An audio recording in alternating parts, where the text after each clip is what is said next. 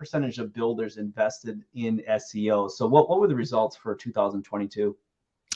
Yeah, only about a third of builders actually invest in a search engine optimization strategy, which was a little surprising. And when we dug deeper into those numbers, we can see about a third of builders that do invest in SEO spend less than $350 a month. Another third spend $750 or below, with about a third, which is what we would recommend, spending over $750. Now, I do say that with a caveat, because SEO is just like any other advertising strategy.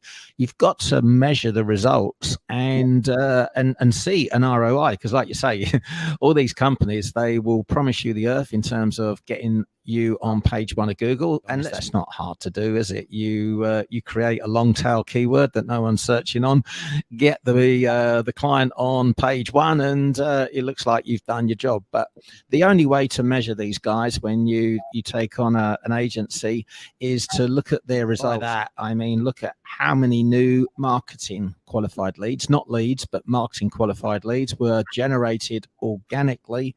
And you want to divide what you're spending with that company by that number of leads to give you your cost of acquisition. And does that fit in with your budget for acquiring new marketing qualified leads? I mean, typically these leads are of a higher quality. So you could even go a step further and look at the cost per sales qualified, because that, a higher percentage tend to go from marketing qualified to sales qualified. But you've got to be measuring those numbers to know if you're getting a return. And I would suggest that if you're on the lowest end of the scale in terms of what you're spending on search engine optimization, then you could be dealing with a company that might be doing more harm than good. This with a lot of overseas companies, they actually do more damage than benefit. So you got to monitor those results in order to see that you're getting an ROI. Yeah, good point there. I've always found too, as we've tracked lead conversions to, as you I call it,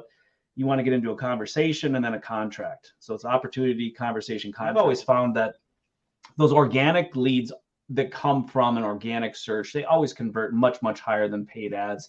And you mentioned it as well, as you need to measure by your leads that are captured. And so the first thing I usually tell builders when it gets into this is like, well, what should I do? The first thing you want to do is plug the leaks. If you have a leaky website, if it's not designed to capture leads, don't start throwing money at it. Plug the leaks first, set it up so it does capture leads, and then you invest, and then you measure and manage from there. So that's a very important. I think everyone understands that. Which